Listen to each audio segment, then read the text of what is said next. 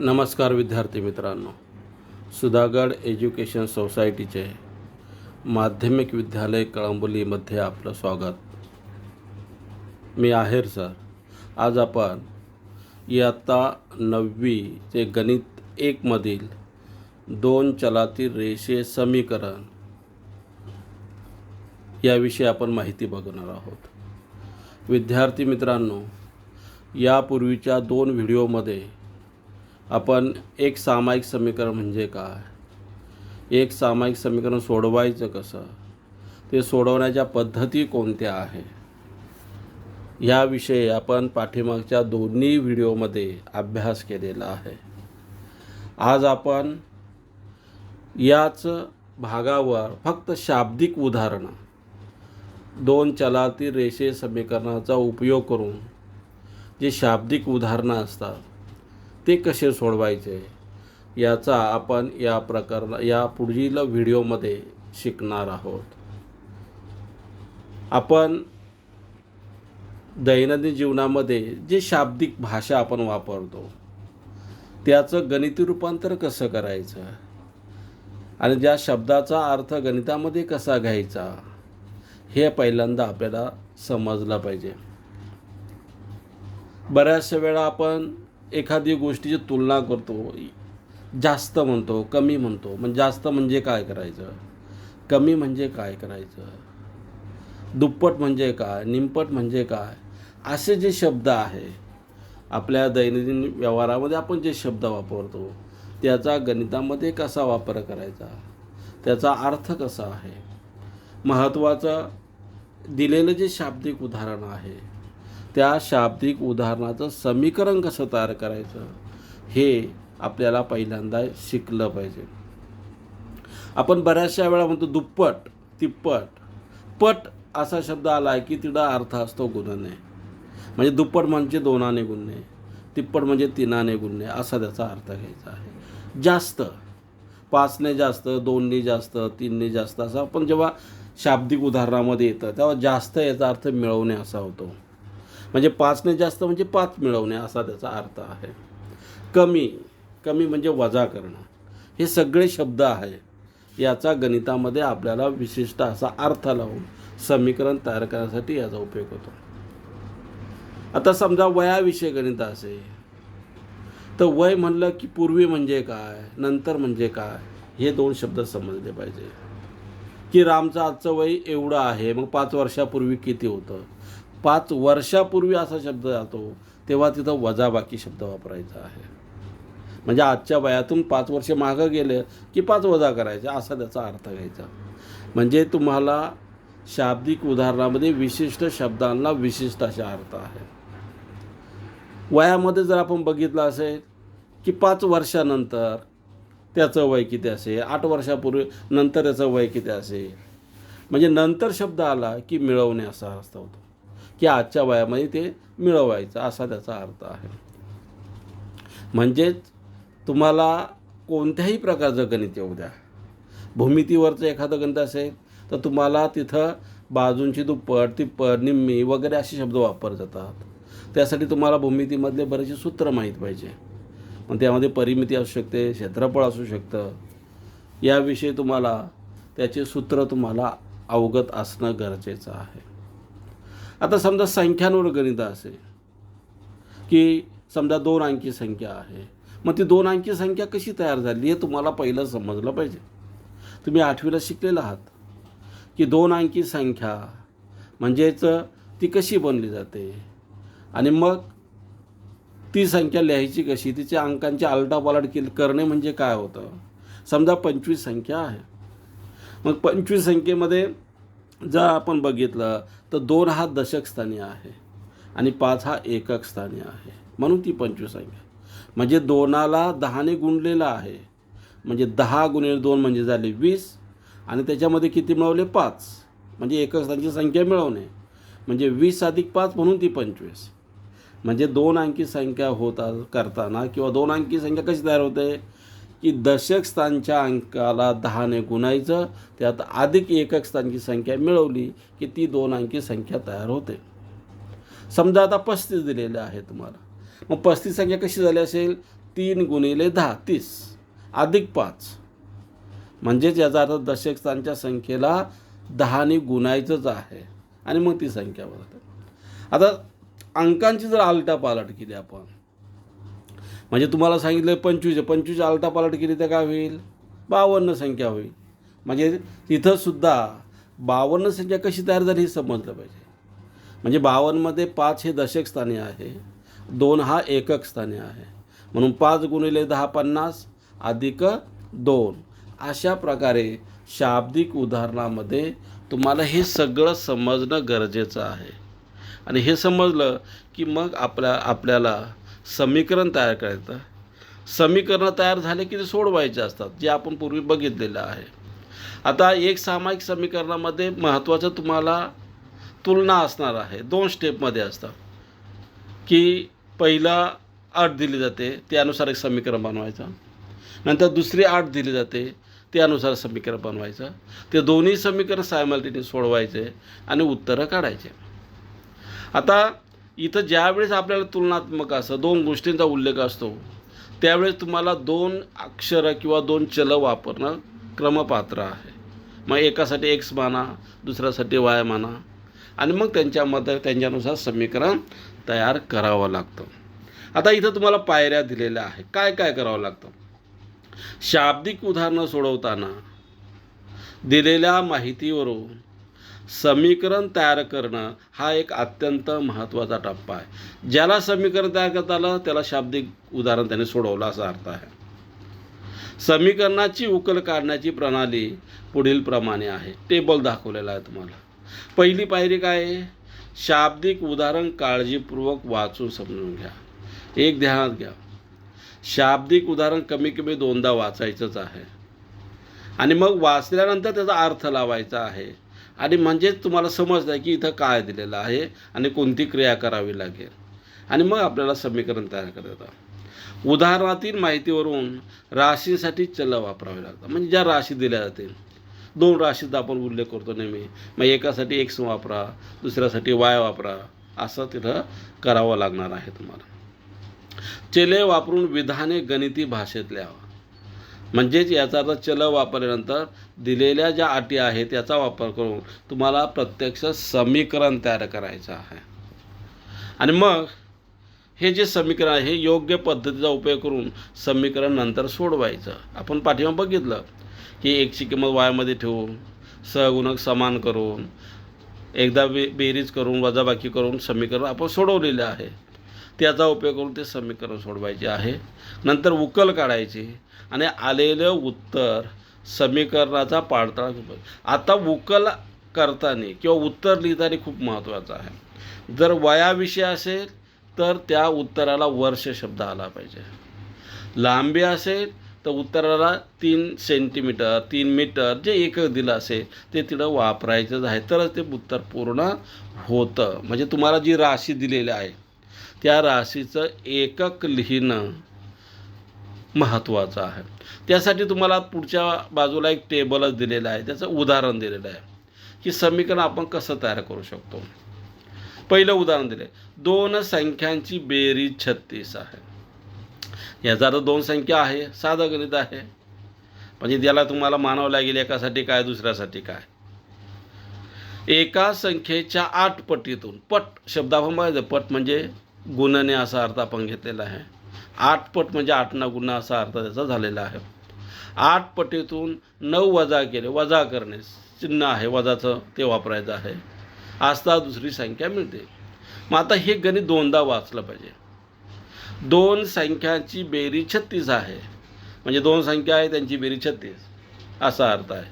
मग पहिली संख्या आपण एक्स मानली, दुसरी वाय मानली, तर पहिलं समीकरण झालं पहिल्या अटीनुसार की काय, की एक्स अधिक वाय बरोबर 36. म्हणजे त्या 2 संख्याची बेरीज 36 झाली असा अर्थ आहे. दुसरी अट काय दिली, एका संख्येच्या 8 पटीतून. मग आता कोणती संख्या, एक संख्या पहिली असेल दुसरी असेल काय ते आपला उल्लेख केलेला नाही, पण एका संख्येच्या 8 पटीतून दुसरी संख्या वजा केली. मग आता यामध्ये तुम्हाला इथं उल्लेख केलेला नाही लहान कोणती मोठी कोणती, पण गणितामध्ये अर्थ लावावा लागेल तुम्हाला. एका संख्येच्या 8 पटीतून 9 वजा केले की दुसरे मिळते.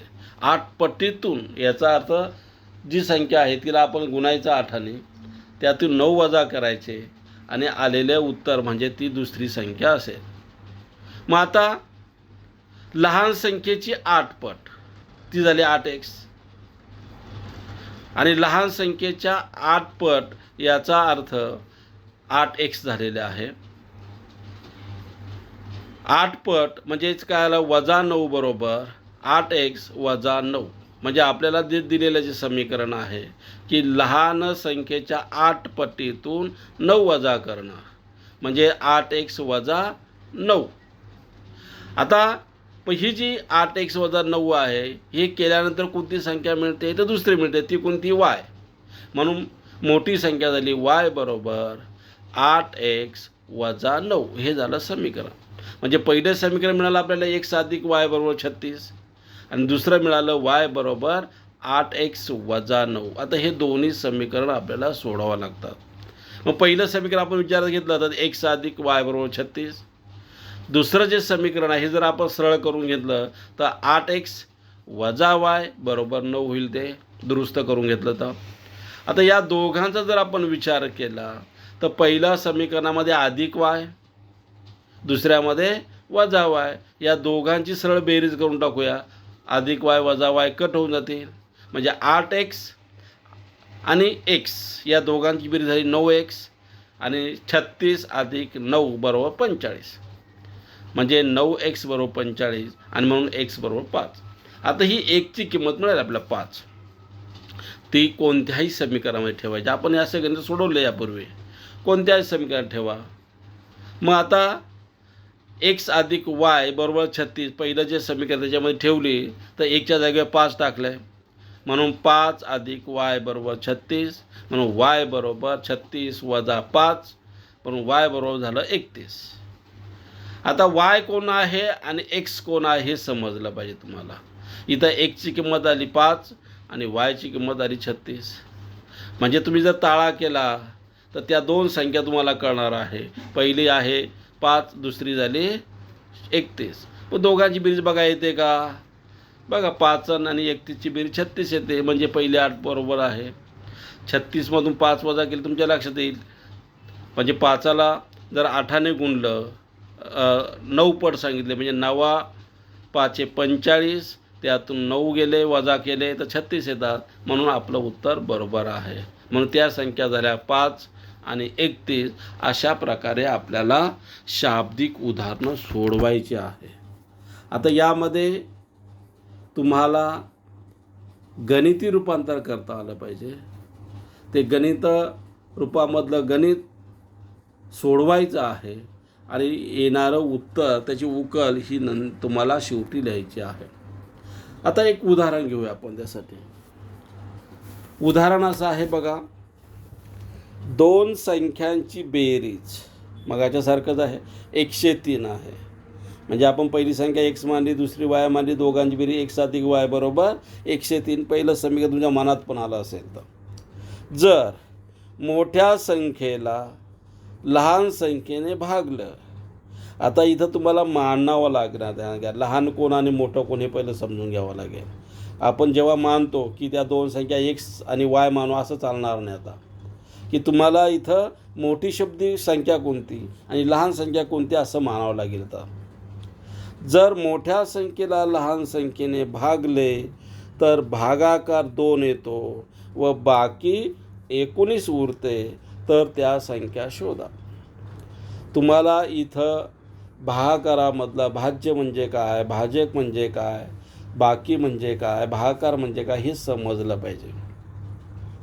आपल्याला तुम्हाला हे सूत्र पण माहीत पाहिजे की भाज्य बरोबर भाजक गुणिले भागाकार अधिक बाकी. हे सूत्र तुम्हाला माहीत असणं गरजेचं आहे. आता शाब्दिक उदाहरण तुम्ही समजून घेतलेलं आहे, पहिलं वाचलेलं आहे दोनदा असा अर्थ आहे त्याचा. सुरुवातीला सांगितलं दोनदा वाचायचं आहे. काय सांगितलं की दोन संख्यांची बेरीज 103 आहे. आता त्यासाठी आपण तुम्हाला पहिल्यांदा मी सुरुवातीला सांगितलं की तुम्हाला ते सूत्र माहीत पाहिजे. भाज्य बरोबर भाजक गुणिले भाकर अधिक बाकी. हे सूत्र, हा नियम तुम्हाला माहीत असला पाहिजे. पहिलं दिलेलं अट काय आहे की दिलेल्या संख्यांची बेरीज 103 आहे, म्हणून त्या संख्या मानल्या आपण x अधिक y बरोबर 103 हे समीकरण मिळालं. आता मोठ्या संख्येला लहान संख्येने भागाकार 2 येतो भागल्यानंतर, बाकी 19 उरते. आणि म्हणून आपल्याला सूत्रच माहीत आहे की भाज्य बरोबर भाजक गुणिले भागाकार अधिक बाकी. मग आता भाज्य म्हणजे मोठी संख्या आपण x मानली, भागाकार भाजक 2 आहे, y आहे, म्हणजे भाज्य बरोबर भाजक गुणिले भागाकार अधिक बाकी. त्यावर आपलं सूत्र मिळतं की x बरोबर 2 गुणिले y अधिक बाकी 19. बाकी किती उरते? 19. आणि मग ती जी संख्या आहे ती सूत्र आपल्याला तयार होतं, म्हणजे त्यावरून आपलं सूत्र मिळालं की x वजा 2y बरोबर 19 हे दुसरं समीकरण तयार होतं. आता एक ध्यान घ्या, इथं तुम्हाला गणितामध्ये जरी हे शाब्दिक गणित दिलं असतं, यामध्ये मोठी संख्या लहान संख्या तुम्हाला मानायची अगोदर, आणि कोणत्या संख्येला मोठेला लहान भागलं की लहानाने मोठेला भागलं असं समजणं खूप गरजेचं आहे. आता तयार झालेल्या समीकरणाची उकल काढूया आपण. पहिलं समीकरण आपलं आहे x अधिक y बरोबर 103. दुसरं आहे x वजा 2y बरोबर 19. आता इथं जर निरीक्षण केलं आपण तर पहिल्या समीकरणात x धन आहे, दुसऱ्या समीकरणात x धनाचा आहे. आपण पहिल्यांदा बघितलं आहे की चलाला जर दोन्ही चिन्ह सारखे असतील सरळ वजाबाकी करायची, चिन्ह भिन्न असेल तर बेरीज करायची. इथं दोघांनाही चिन्ह सारखं आहे म्हणून वजाबाकी करावं लागेल. म्हणून लिहिलं आहे की समीकरण 1 मधून समीकरण 2 वजा करून, म्हणून x अधिक y बरोबर 103 वजा x वजा 2y बरोबर वजा 19. आता हे चिन्ह बदललं तर काय होईल? वजा असेल तर अधिक होईल, अधिक असेल तर वजा. x हा धन आहे म्हणून तो ऋण झाला, वजा 2y ते झाले धन म्हणजे अधिक 2y झाले. 19 धन होता तो झाला ऋण, मग एक्समधून x गेला 0 राहिला. y अधिक 2y बरोबर झाले 3y, आणि 103मधून 19 गेले राहिले 84. त्यावर आपला yची किंमत मिळाली 28. 28 त्रिक 84 म्हणून yची किंमत झाली 28. मग आता ही किंमत कोणत्याही समीकरणात तुम्ही टाकू शकता. 1 मध्ये टाका, 2 मध्ये टाका, उत्तर तुम्हाला मिळणार. मग पाचवी पायरी बघा, x अधिक y बरोबर 3 हे पहिलं समीकरण आहे, त्यामध्ये yची किंमत टाकली तर काय होईल? x अधिक 28 बरोबर 103. 28 पलीकडे घ्या, वजा होऊन जातील ते, म्हणून 103मधून 28 गेले म्हणून xची किंमत मिळाली 75. 103 वजा 28 राहिले 75, म्हणून x बरोबर 75. आणि त्यामुळं आपल्याला उत्तर मिळालं की दिलेला संख्या, पहिली संख्या झाली 75 आणि दुसरी झाली 28. अशा प्रकारे आपल्याला हे शाब्दिक उदाहरणं सोडवता यायला पाहिजे, आणि ते सोडवल्यानंतर तुम्हाला त्याचं शेवटची स्टेप उत्तर एककामध्ये लिहायचं आहे. आता संख्यांना एकक नाही म्हणून आपण इथे एककाला 75 आणि 28ला एकक लिहिलेलं नाही आहे, पण जर वय असेल, लांबी वगैरे असेल तर त्यामध्ये तुम्हाला एकक लिहिणं गरजेचं आहे. आता बघा, आपण वयाविषयी गणित बघतोय. सलीमचं वय संग्रामच्या वयाच्या निम्म्यापेक्षा 23 वर्षांनी जास्त आहे. सलीमचं वय संग्रामच्या वयाच्या निम्म्यापेक्षा 23 वर्षांनी जास्त आहे.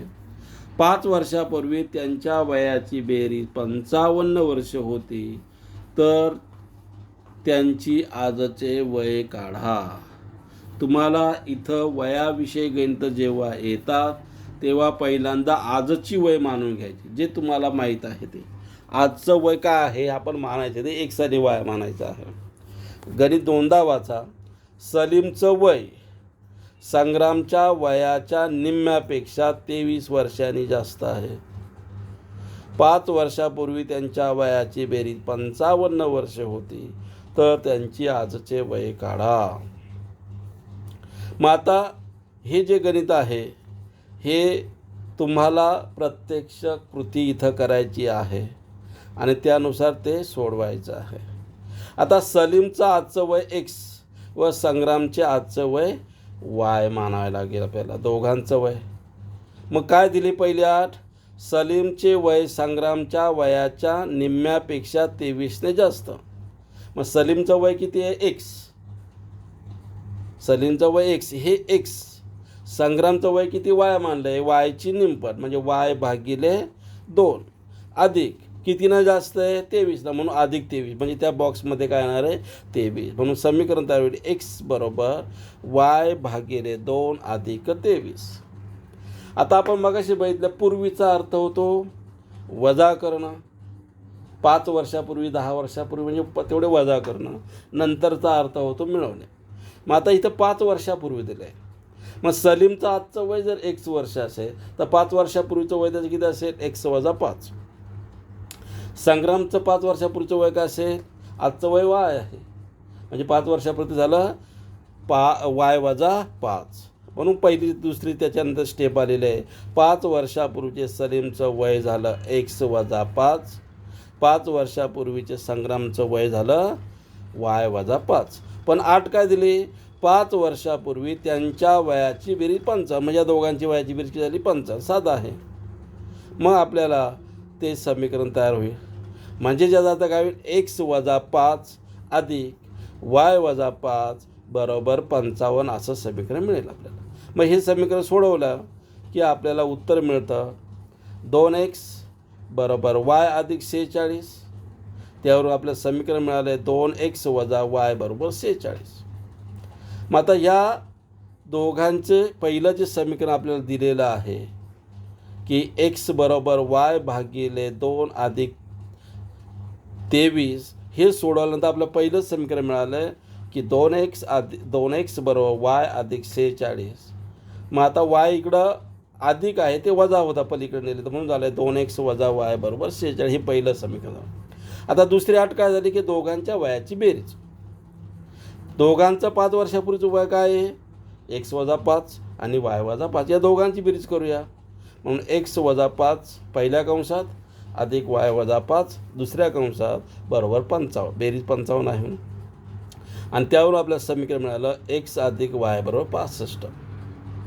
इथंही जर निरीक्षण केलं समीकरण 1 आणि 2चं, तर पहिल्यामध्ये y वजा आहे, दुसऱ्यामध्ये y अधिक आहे. मग जर भिन्न चिन्ह असेल तर सरळ काय करायची आहे? बेरीज करायची. आपण पहिल्यांदा बघितलं आहे. म्हणून समीकरण 1 व 2ची बेरीज करूया. मग 2x - y बरोबर 46 समीकरण 1, x अधिक y बरोबर 65 समीकरण 2. बेरीज केली याची, वजा y अधिक y निघून जाणार आहे, म्हणजे फक्त राहिलं काय? 2x आणि हा x झाले 3x बरोबर 111. आणि मग त्यावरून आपल्याला x बरोबर 37 मिळालं. x बरोबर किती झालं? 37. आता ही किंमत 37 जी आलेली आहे ही कुठेही टाका, कोणत्या समीकरणात टाका. x बरोबर 37 ही किंमत समीकरण 2मध्ये ठेवू. x अधिक y बरोबर 65 आणि xची किंमत झाली 37, म्हणून 37 अधिक y बरोबर 65, म्हणून y बरोबर 65 वजा 37 ते झालं 28, म्हणून y बरोबर 28. म्हणजे याचा अर्थ सलीमचं वय x मानलं आपण ते किती आलं? 37. म्हणून सलीमचं वय 37 वर्ष आणि संग्रामचं वय 28 वर्ष. दोन्ही ठिकाणी एकक लिहिले वर्ष, हे ध्यानात घ्या.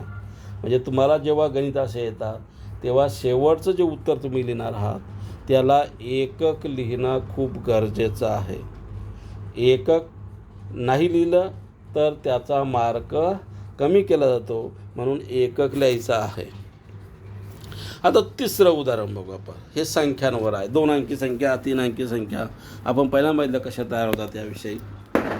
एक 2 अंकी संख्या तिच्या अंकांच्या बेरजेच्या चौपट आहे. एक 2 अंकी संख्या तिच्या अंकांच्या बेरजेच्या चौपट आहे. तिच्या अंकांची आदलाबदल केल्यास मिळणारी संख्या मूळ संख्येच्या दुपटीपेक्षा 9ने कमी, तर ती संख्या शोधा. तुम्हाला इथं 2 अंकी संख्या आहे. याचा अर्थ तुम्हाला त्या 2 अंकी संख्येमध्ये तुम्हाला एकक स्थानचा अंक आणि दशक स्थानचा अंक मानावा लागेल पहिल्यांदा. म्हणून तुम्हाला दिलं आहे की दशक स्थानचा अंक y आणि एकक स्थानचा अंक x मूळ संख्येसाठी वापरला आहे.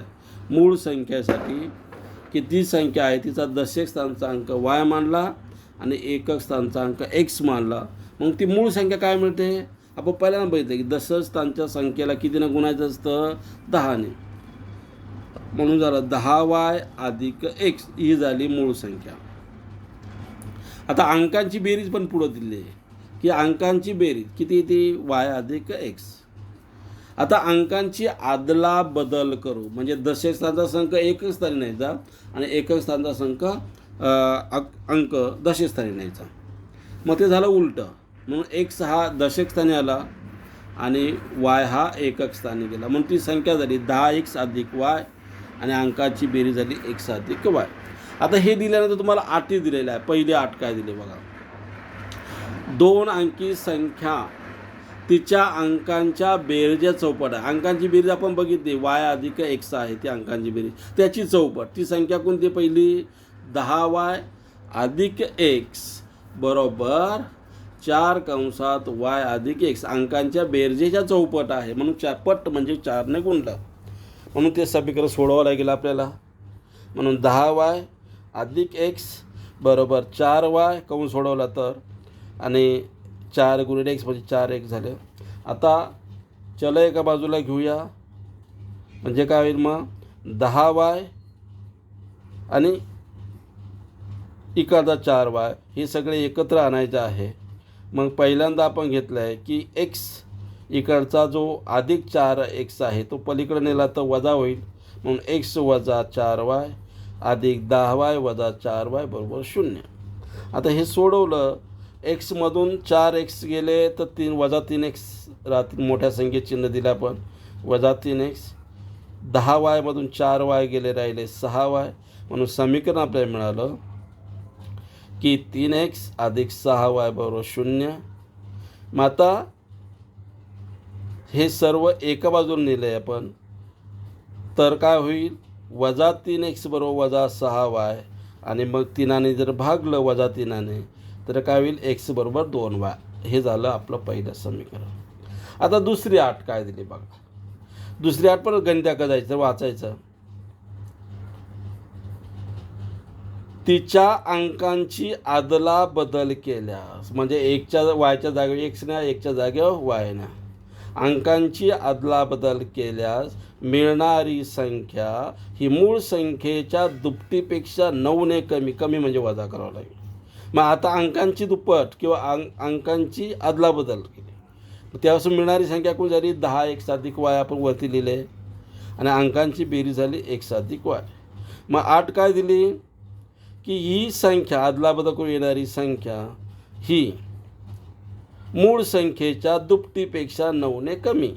म्हणून 10x अधिक y बरोबर 2 कंसात 10y अधिक x कंस पूर्ण वजा 9 कारण 9 ना कमी आहे म्हणून वजा. कमी म्हणजे वजा करणे असा अर्थ. म्हणून 10x अधिक y बरोबर 10 दुने 20y अधिक 2x वजा 9. अक्षर एका बाजूला घेऊया. मग हे 10x आणि इकडचे 2x इकडे आणले वजा झाले ते अधिक y इकडं तसाच आहे. इकडचे 20 इकडे आले ते वजा झाले बरोबर वजा 9 तसेच ठेवले. म्हणून 10तून 2 गेले राहिले 8x. 20मधून 1y गेला म्हणून झाले वजा 9y 19y आणि इकडं वजा 9 तसेच आहे. त्यावरून आपल्याला xची किंमत पहिल्या समीकरणामध्ये मिळाली होती ती किती? x बरोबर 2y आणि दुसरं समीकरण काय मिळालं आपल्याला? 8x वजा 19y बरोबर 9. मग ही पहिल्या समीकरणातली किंमत दुसऱ्या समीकरणात टाकून देऊया आपण. x बरोबर 2y ही किंमत समीकरण 2मध्ये ठेवूया. पण समीकरण आपल्याला मिळेल की जिथं x आहे त्या ठिकाणी आपल्याला टाकून द्यायचे ते 2y. म्हणून 8 दुने झाले 16y वजा 19y तसेच आहे बरोबर 9 पण तसंच आहे वजा 9 तसेच आहे. मग हे सोडवलं. 16मधून 19 गेले तर राहिले वजा 3y बरोबर 9 आणि 3 तिक 9 म्हणून y बरोबर 3. मग तुम्हाला y मिळालेला आहे. मग ही किंमत कोणत्याही एकामध्ये टाकून द्या समीकरणामध्ये. x y बरोबर 3 ही किंमत समीकरण 1मध्ये ठेवू. म्हणून म्हणून समीकरण मिळतं आपल्याला x वजा 2y बरोबर 0. म्हणून x वजा 2 गुणिले 3y ची किंमत टाकली त्यामध्ये 0. तर आपल्याला मिळालं की x वजा 6 बरोबर 0 म्हणून x बरोबर 6. म्हणून ती मूळ संख्या. आता मूळ संख्येमध्ये एकक स्थानची संख्या आपण y मानलेली आहे वरती बघा मूळ संख्येसाठी, आणि दशक स्थानचा y आणि एकक स्थानचा x मानला आहे. म्हणून त्याला आपल्याला कितीने गुणायचं आहे 10ने. म्हणून 10y अधिक x बरोबर 10 गुणिले 3 10 30 अधिक 6 36. म्हणून मूळ संख्या झाली 36. आता हिची जर उलटापालट केली ती काय आदलाबदल केली 63 होईल, पण आपल्याला मूळ संख्या विचारलेली आहे तर ती झाली 36. अशा प्रकारे तुम्हाला 2 अंकी संख्येवर गणित विचारले जातात. अशा प्रकारे सोडवायचे आहे. इथं तुम्हाला दिलेल्या अटी वापरायच्या आहे. आदलाबदल करणं म्हणजे काय, 10ने कोणाला गुणायचं, एकक स्थानाला गुणायचं का दशक स्थानाला. दशक स्थानच्या संख्येला 10ने गुणायचं आहे आणि त्यामध्ये एकक स्थानची संख्या मिळवायची आणि ती संख्या तयार होते. आता यामध्ये सराव 5.2 आहे बघा. त्यातलं आपण एकच उदाहरण घेतो आज. उदाहरण असे, एका पाकिटात, आता हे पैशावर गणित आहे, एका पाकिटात काही 5 रुपये व काही 10 रुपयाच्या नोटा आहे. तुम्हाला रुपयाचं पैशाचं गणित यायला पाहिजे, हिशोब यायला पाहिजे. यामध्ये 5 रुपयाच्या व 10 रुपयाच्या काही नोटा आहे आपल्या पॉकेटमध्ये, आणि पण एकूण खिशा किती पाकिटामध्ये किती रुपये आहे 350 रुपये आहे. मग या 350मध्ये काही 5च्या नोटा आहे, काही 10च्या नोटा आहे. ही झाली पहिली अट त्यांची. दुसरी अट काय, 5 रुपयाच्या नोटांची संख्या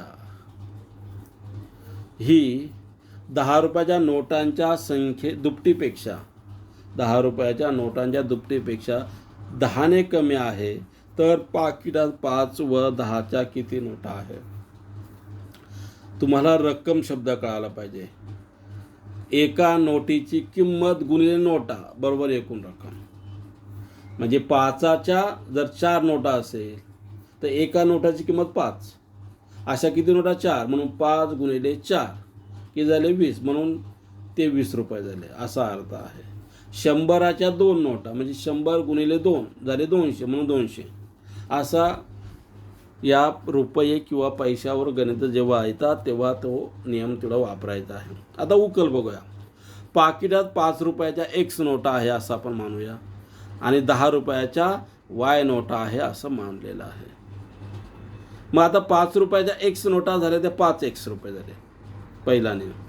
10 रुपयाच्या Y नोटा म्हणजे झाले 10X, म्हणजे 10 रुपयापासून मिळणारे रुपये झाले 10Y, आणि 5 रुपयापासून मिळणारे रुपये झाले 5X. या दोघांची बेरीज झाली 350 रुपये. 350 म्हणजे 350 दिले. म्हणून आपलं समीकरण पाहिजे झालं 5X अधिक 10Y बरोबर 350. हे पहिलं समीकरण झालं. आता दुसऱ्या अटीनुसार काय आहे, दुसऱ्या अट वाचा. 5 रुपयाच्या नोटांची संख्या, 5 रुपयाच्या नोटाची संख्या किती आहे X मानली आपण.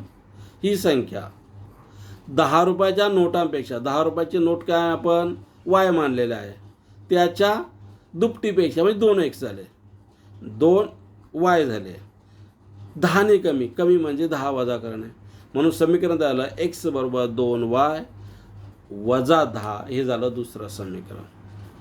आता X ही किंमत आहे, समीकरण 2ची किंमत समीकरण 1मध्ये ठेवूया आपण. साधा आहे, आपण यापूर्वी तसं सोडवलेलं आहे. मग जिथं X आहे तिथं 2Y अधिक 10 किंमत टाकून देऊ आपण.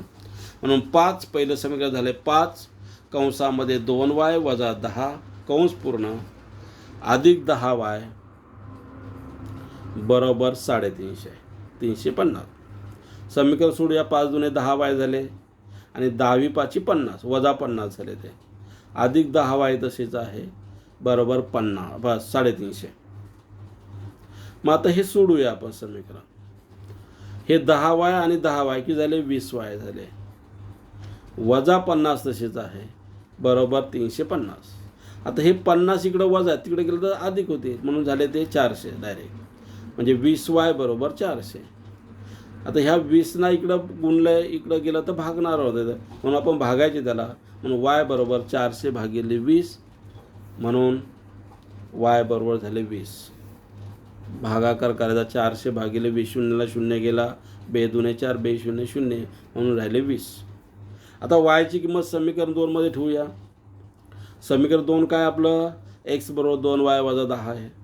मग जिथं y आहे तिथं 20 टाकून देऊ. म्हणून x बरोबर 2 गुणिले 20 वजा 10, 20 दुणे 40 झाले, आणि 40मधून 10 गेले 30 राहिले, म्हणून xची किंमत 30. म्हणून पाकिटामध्ये आपण जर बघितलं तर 5 रुपयाच्या 30 नोटा आणि 10 रुपयाच्या 20 नोटा असेल. असं आपल्याला ह्या गणितावरून उत्तर काढता येतं. अशा प्रकारे शाब्दिक उदाहरणं आपण सोडवावे लागते. तुम्ही अजून काही सराव संच 5.2मध्ये अजून भरपूर गणित आहे अशा प्रकारचे, ते तुम्ही वहीमध्ये सोडवायचे आहे आणि मला माझ्या वैयक्तिक व्हॉट्सॲप ग्रुपवर टाकायचे आहे. आज आपण एवढंच बघूया. राहिलेला भाग पुढच्या व्हिडिओमध्ये बघूया. थँक्यू. ओके.